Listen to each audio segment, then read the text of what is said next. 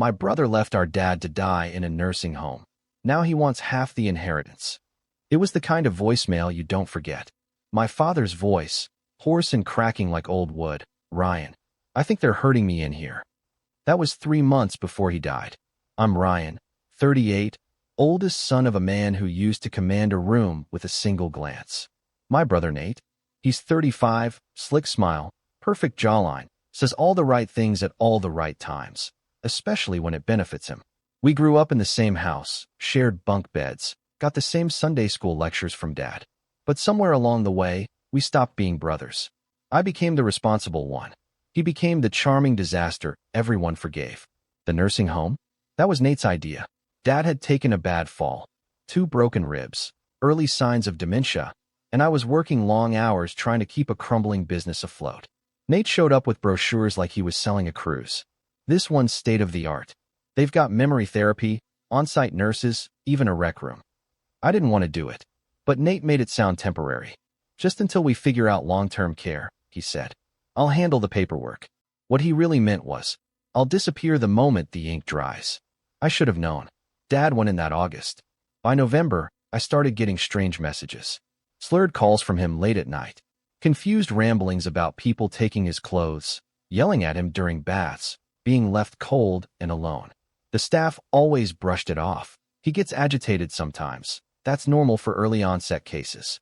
But I could hear it in his voice. This wasn't confusion. It was fear. I started dropping by unannounced. Once I found him with dried food caked to his mouth, socks soaked with something that smelled like urine. Another time, he had bruises on his forearm. I fell, he said, eyes darting to the nurse in the corner. She didn't look up.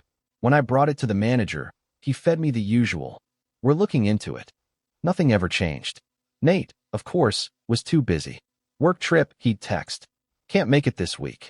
I stopped believing in this week. Then came December. Dad caught pneumonia. By the time I got the call, he was already on a ventilator. He lasted 3 more days.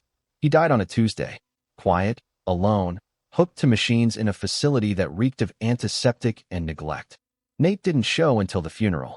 And that's when the real betrayal started. After the burial, we gathered in the lawyer's office. A bland room with too many diplomas and not enough air. I already knew Dad left everything to be split 50-50ths. The house, the insurance, the small pile of savings he scraped together after the divorce. Nate walked in wearing sunglasses like he was shielding his grief from the sun. But there were no tears behind those lenses. Just calculation. He nodded at me. Tough day, he said. The lawyer handed us the folder. Nate flipped through it like a menu. So, when do we liquidate? Liquidate. That word made my stomach turn. He wanted half. Half of everything. After I spent months begging for help. After he left Dad to rot in a room that smelled like bleach and fear. After I sat by that hospital bed alone, holding Dad's hand as it went cold. I looked at him and said nothing. Because I didn't have words strong enough for what I felt. But what I did next, that started the storm. And Nate had no idea it was coming. Let me know when you're ready for part 2, or if you'd like a character list or outline before continuing. I didn't go home after the lawyer's office. I drove straight to Dad's old house, our childhood home, a narrow 2-story in the hills above Santa Clarita. It still smelled faintly of sawdust and burnt coffee. Dad had built the kitchen shelves himself, back when he still believed in fixing things with his hands. The house was mine now, half mine anyway, but in my head, it was already turning into a battlefield. That night, I sat at the kitchen table, Nate's voice echoing in my head. When do we liquidate? Like we were talking about stocks. Not the home where we spent every Christmas morning, every summer eating popsicles on the porch, every heartbreak patched with Dad's silent presence. I pulled out a bottle of whiskey I kept under the sink and started sorting through the files Dad left in his closet. Receipts, letters, old photos. That's when I found the black leather notebook. It was buried beneath a stack of hospital bills, wrapped in an old t-shirt. Inside, page after page of handwritten entries, dated, shaky, and raw. It was a journal. His journal. The first entry was from 3 weeks after he moved into the home. The nurse with red hair keeps yelling. Told me to shut up today when I asked for water. I feel like a burden. I miss the house. I miss the backyard. I miss Ryan. I kept reading. Page after page, my father documented everything. Missed meds, bruises, Nights he was left in soiled sheets. Staff ignoring his calls. Names, dates, details, and one entry near the end. Tried calling Ryan. Voicemail. Told Nate about the bruises last week. He changed the subject. Said I was confused. Am I? My stomach turned. Nate knew. He knew something was wrong, and he did nothing. I sat back in the chair, the notebook trembling in my hands. For the first time in weeks, the grief turned to something else. Something colder. Cleaner. Rage. I made a copy of the journal the next morning. Scanned every page. Saved it to a drive. Then I made another. Printed, sealed, locked in a box under my bed. Because I had a feeling this wasn't over. 2 days later, I called Nate. He answered on the second ring. Hey man, you cool to meet? Wanna chat numbers? I said sure. Let's do it at Dad's place. He showed up in a button-down shirt and designer loafers, like he was headed to a brunch interview. No flowers. No apology. Just that same easy smile. I figured we'd list it soon, he said, stepping through the front door. Market's hot. I didn't say a word. I led him to the kitchen and slid the journal across the table. He frowned. What's this? Read it, I said. My voice was ice. He flipped through the pages. Slowly. His jaw tightened around page 5. By page 10, his face went pale. That's not, he started. Real, I said. It's in his handwriting. Nate licked his lips, blinking fast. He was confused, man. You know how he got. He didn't know what he was saying half the time. He knew enough to record every damn thing you ignored. He stood up suddenly. What do you want, Ryan? Huh, you want me to give up my half? I looked up at him. No. He relaxed, just a little. I want you to earn it, I said. Every penny. He laughed, sharp and nervous. What the hell does that mean?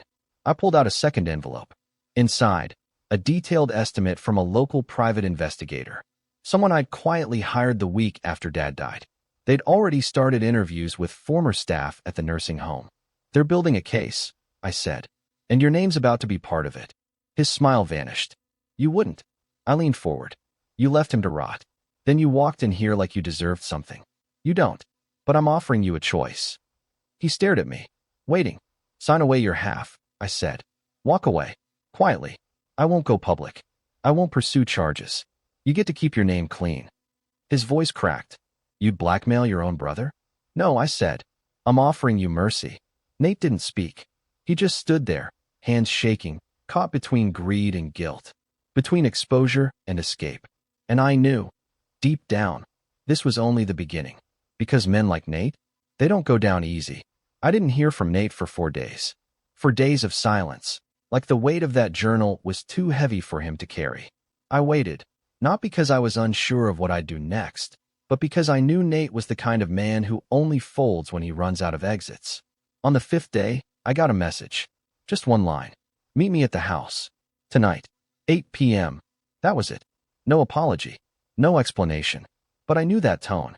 That clipped, no frills phrasing. It meant he was desperate and trying to pretend he wasn't. I showed up early. The house was dark except for one light in the living room. Nate was already there, pacing, sleeves rolled up, jaw clenched like he'd bitten off something he couldn't chew. He didn't look at me when I walked in. You've got guts, I'll give you that, he said. I closed the door behind me and said nothing. You think I don't know what this is about, he snapped. You're mad because I didn't wipe Dad's ass or hold his hand while he faded. That's what this is really about. I stared at him. This is about you lying, abandoning him, and now pretending you deserve a cut of a legacy you didn't earn. He scoffed. You think you're the saint here? You weren't around much when Mom left. Remember that? I was the one who sat with him when he got drunk for a week straight. I felt my jaw tighten. I was 17. I was working 2 jobs to keep food on the table. Nate's eyes flashed. And I was 12, Ryan. That stopped me, just for a second, because he wasn't wrong. He took a breath, steadied himself, dropped onto the old recliner like he'd suddenly lost the strength to stand. Look, he said, you want me to walk away? Fine. I don't want the money. I didn't move. But I want one thing. I raised an eyebrow. He looked up at me, and this time, there was no smugness. Just exhaustion. Maybe even regret. I want you to stop acting like I never cared. Like I didn't feel it, too. You think you're the only one who's broken from all this? I didn't answer. Because what do you say to that? He pulled something from his coat pocket. A folded photo. I recognized it immediately. Me, Nate, and Dad on the front porch. I was 21. Nate was 18. Dad had just fixed the lawnmower for the 100th time and made us pose with it like it was a damn sports trophy. "Do you remember that day?" he asked. "Barely." "I do," he said. "Dad called me reliable for the first time. I thought I'd finally caught up to you." He chuckled, but it was hollow. "I spent my whole life trying to be your equal, Ryan. And when Dad started slipping, I panicked. I thought if I let you handle it, I wouldn't mess it up. That maybe, if I looked away, it wouldn't be real." I stood there, fists clenched, heart hammering. I wanted to believe him, but I'd heard this before. Excuses dressed as confessions. "You want forgiveness?" I said. He nodded slowly. "You don't get to ask for it just because you finally feel guilty." His shoulders sagged. "So that's it?" "No," I said. "That's not it. You can still make it right, but not by walking away." He looked confused. "You said you don't want the money? Good. Then put it in the foundation." "What foundation?" "The one I'm starting, in Dad's name. For elder abuse awareness. For families stuck in the same place we were." He stared at me. "You're serious?" "As a heart attack." He didn't answer for a long time. Then, finally, he nodded. "All right," he said. "I'll do it." We sat in silence for a while after that. No hugs. No tears. Just two broken sons in a broken house, trying to salvage whatever pieces were left. And for the first time in a long time, I felt something crack open inside me. Not forgiveness exactly, but maybe the beginning of it. Because reckoning doesn't always come with fire. Sometimes, it comes with a choice. We signed the papers on a Thursday. Nate came over to the lawyer's office wearing the same navy blazer he wore to Dad's funeral, like he only had one outfit for grief and guilt combined. I watched him slide his half of the estate into the foundation fund with a signature and a long exhale. It should have felt like victory. Instead, it just felt quiet. Afterwards, we stood in the parking lot, keys jingling in our pockets, neither of us quite ready to walk away. "You know," Nate said finally, "I keep expecting Dad to call. Like, out of the blue. Just his name on the screen, no ringtone. And for a second, I'd think it's normal again." I didn't reply, because I'd had the same hallucination last night. "Do you think he'd forgive me?" he asked, voice tight. I looked him straight in the eye. "No," I said. "Not yet." And then I got in my truck and drove away. That should have been the end. But it wasn't. Because healing, real healing, never waits politely at the door. It breaks in when you least expect it. The first call came 2 weeks later. It was from a nurse named Linda. She'd worked the night shift at the nursing home, back when Dad was there. "Mr. Hayes," she said softly, "I heard about what happened. About your father. I think I owe you something." My pulse quickened. "What do you mean?" She hesitated. "Can we meet? Somewhere public. I don't feel safe talking over the phone." We met at a diner off Route 14. She was in her 50s, tired eyes, coffee-stained scrubs. Her hands shook as she passed me an envelope across the table. Inside, photos. My breath caught in my throat. They showed bruises on Dad's back, his wrists, a timestamp, a name tag partially visible in one frame. "I reported it to the director," she whispered. "He told me to delete them. Said it was handled, but I couldn't. Not after what I saw." I looked up at her. "Why now?" "Because I couldn't live with it anymore," she said. "And I heard what you're building, the foundation. If you need someone to speak up, I'm ready." That moment, that's when everything changed. The foundation went from an idea to a mission. We launched the website. Nate and I met with lawyers, reporters, even a few state reps who were quietly hungry for reform. Every night, I sorted through testimonials, letters from other families, horror stories that mirrored ours in heartbreaking detail. But nothing hit harder than the voicemail. It came from an unknown number. I played it in the dark, half asleep. The voice was faint, trembling. "Ryan, my name's Arthur. I shared a room with your dad." I sat up instantly. "I remember him. He used to talk about you. Said you were the one who always showed up. He was proud of you. I want you to know that." And I saw what they did to him. My hands went numb. "They hurt him," Arthur continued. "But he always smiled when you called. Said you were his anchor." I didn't realize I was crying until the voicemail ended and I tasted salt. That night, I couldn't sleep. Not because I was haunted by what happened, but because, for the first time, I felt seen. Like maybe Dad knew. Maybe he forgave me for not doing more. For being too late. The next morning, I played the message for Nate. He didn't say a word. He just nodded, jaw clenched, tears swimming in his eyes. And in that silence, Something unspoken passed between us, the start of something new. A reckoning, a rebirth, a promise. We weren't brothers again. Not yet. But for the first time in years, we were on the same side. And that had to count for something. The first lawsuit landed on our doorstep the following month. Nate found it taped to the glass at the front of the foundation office. Big manila envelope, official seal, his name in bold letters, Nathaniel Hayes. Mine was listed second.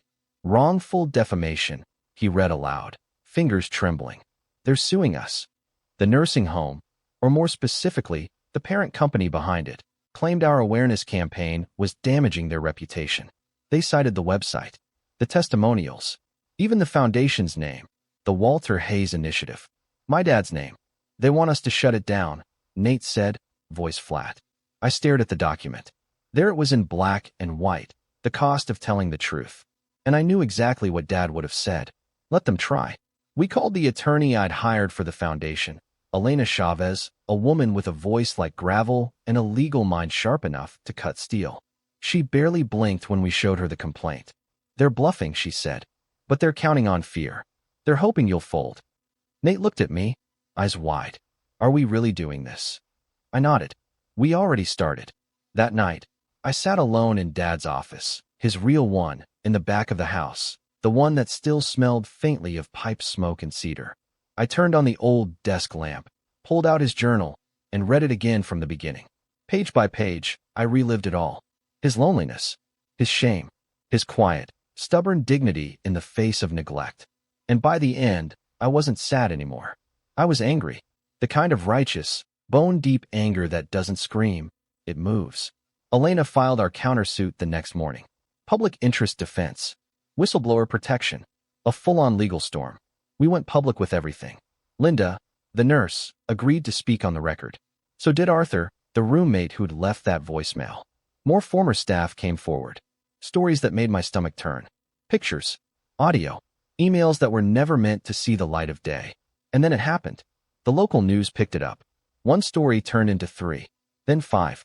Then CNN called. A segment aired on a Tuesday night. The silent epidemic in elder care.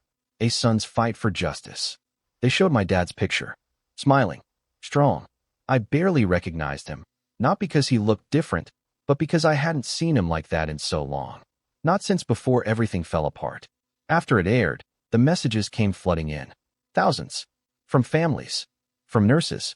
From people who said they'd been silenced, ignored, gaslit.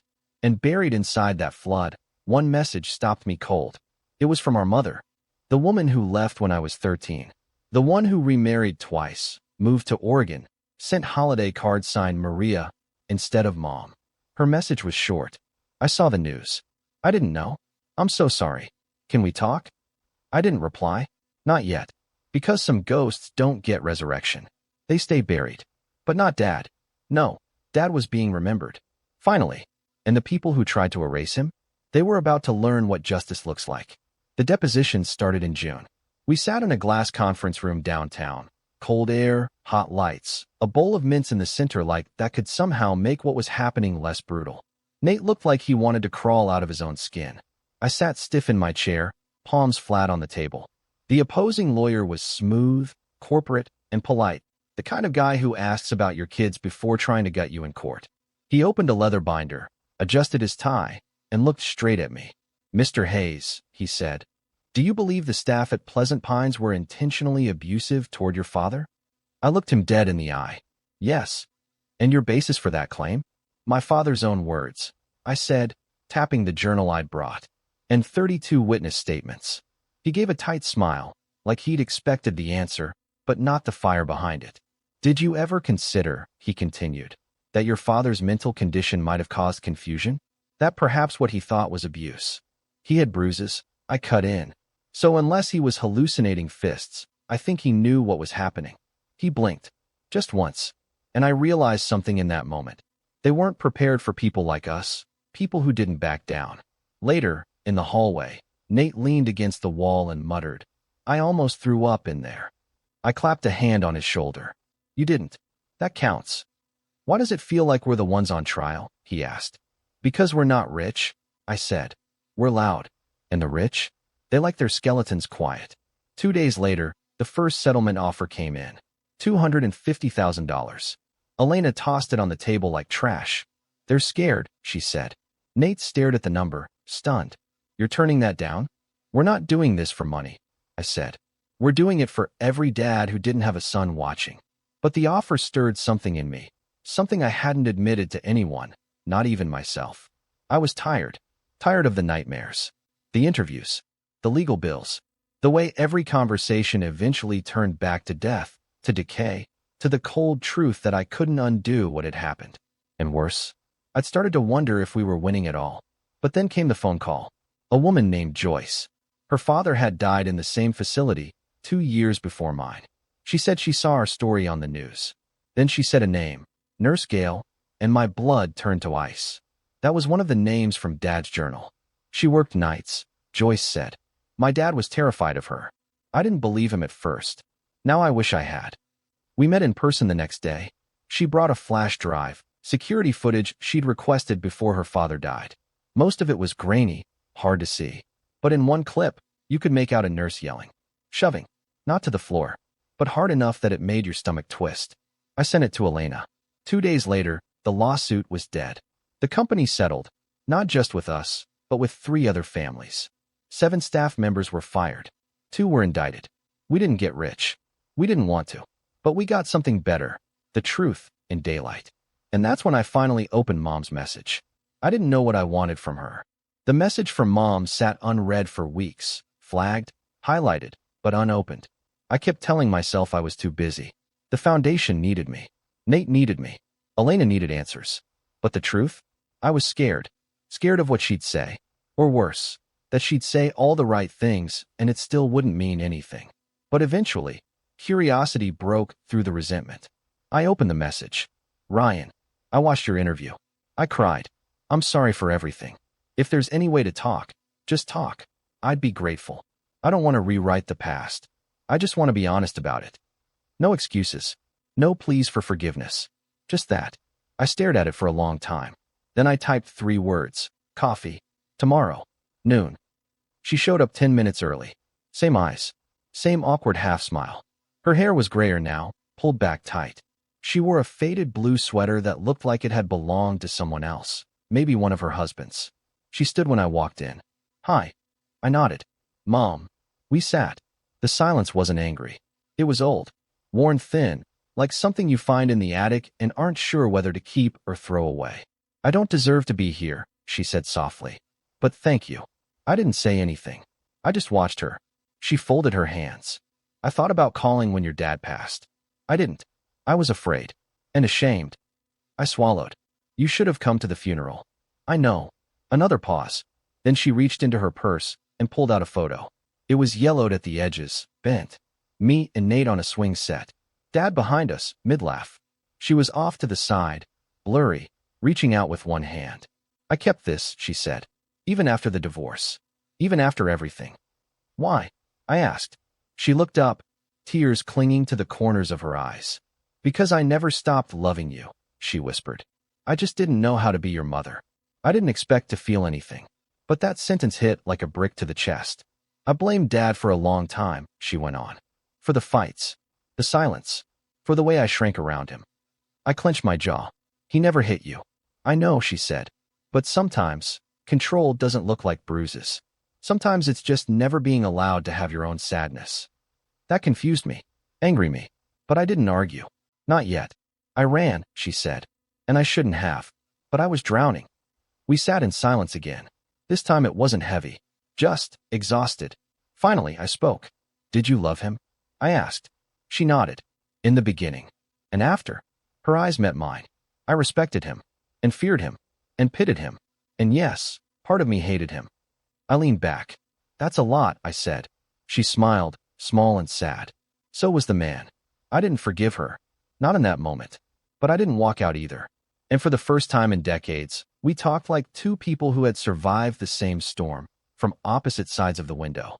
When I got home, Nate was waiting on the porch. How'd it go, he asked. She brought pictures, I said. He grimaced. That bad, huh? I looked up at the stars. The same ones Dad used to point out when we were kids, naming constellations like they were family. I don't know, I said. but it didn't feel fake. Nate nodded. Maybe that's enough, he said. Maybe. But the real closure? That was still coming. The plaque came in a plain brown box. No ceremony. No ribbon. Just a piece of polished wood with a name engraved in gold. The Walter Hayes Community Room. In honor of a man who showed up. Nate had it made. Quietly. Without asking. I found it on the porch one morning, along with a note. If we're going to keep fighting, we should remember why. It was the first time I cried in weeks. We mounted the plaque in the new wing of the Elder Care Resource Center. The one we built with what was left of the settlement money. It wasn't fancy. A few chairs, a lending library, a wall of brochures about patients' rights. But it was clean, warm, and full of sunlight. That mattered. Because Dad hated the dark.